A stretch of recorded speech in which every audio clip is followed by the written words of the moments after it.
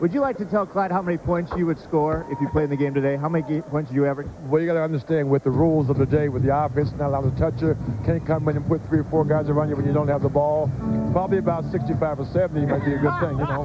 Batman, Batman, Batman, Batman, what? Batman, Batman, yeah. Batman, yeah. Batman, yeah. Batman, Batman, hey, Batman, Batman, what? Mr. Never use a gap, man. Yeah. Never turn like a bat fan. Wilt Chamberlain, the most dominant player in NBA history. And I know what you're thinking. Oh, he wouldn't be able to play today. Bombed. In this video, I'm going to tell you exactly why he would be able to play today. But before we do that, look, on the screen, follow me on all these social media platforms. Follow me on Twitter, Instagram, Spotify, Apple Podcasts, you name it, I got it. Make sure you like this video, subscribe, and share it with your friends. Now let's go ahead and get down into it. How dominant was Wilt Chamberlain? And how good would he be today? That is the question, and fortunately for you guys, I have the answer. Wilt Chamberlain, just to keep it short and sweet, would annihilate in today's basketball league. He would destroy.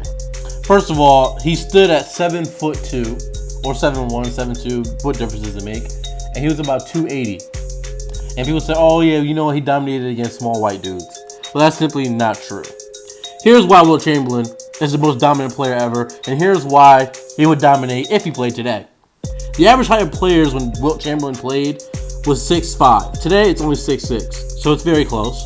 From his rookie season, 1959 to 1966, Wilt Chamberlain averaged 39 points per game and 25 boards a game. In his career, 9 times, for 9 separate seasons, Wilt Chamberlain averaged at least 30. And if you want to talk about rebounding, come on now. 12 times in Wilt's career, he averaged at least 20 rebounds per game. And in 1967, just because he felt like it, Wilt led the league. Not just centers, not big men, none of that. He led the entire NBA in assists. Come on now. Like I said before, he stood at about 7'2" with a 7'8" wingspan. According to Arnold Schwarzenegger, Wilt Chamberlain once bench pressed 500 pounds. And he did that regularly, according to Arnold Schwarzenegger.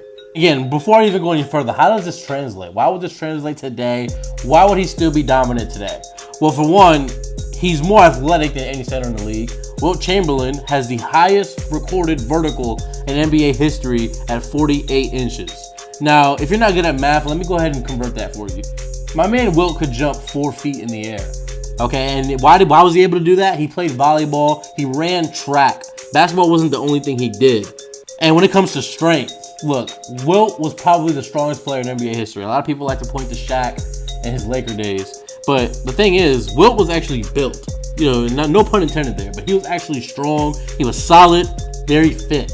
Shaq was very chubby when he was in LA, so that was more like just natural strength for being chubby. Not that Shaq wasn't actually strong, but Wilt was just real man strong. Like, he worked out. Does that make sense? I mean, I hope so. And another thing no one ever talks about is that while he was averaging 50 points per game in a season, while he was grabbing all these rebounds, you weren't allowed to back your opponent down.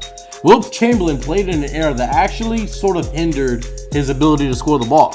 You know, Shaq benefited from the fact that he could just back you down all the way to the rim and dunk on you.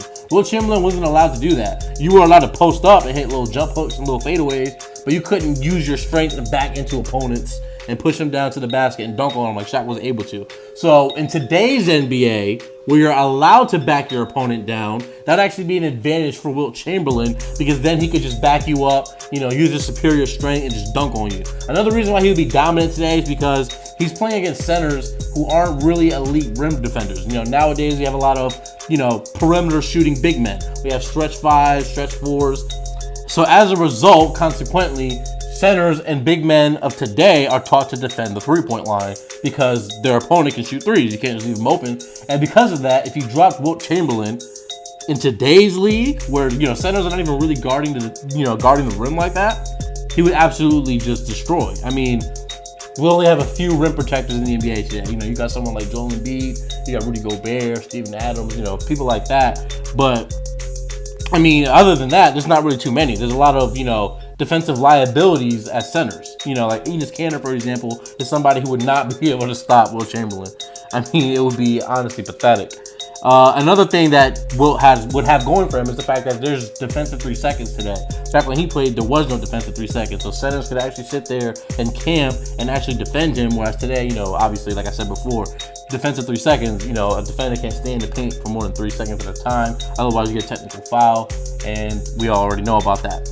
And so that is pretty much all I have for you guys. Wilt Chamberlain would dominate today. He's so much stronger and much more athletic than any center in the league today. He can jump higher than any center in the league today. He actually had post moves. He can shoot the little fadeaway, the mid-range jumper.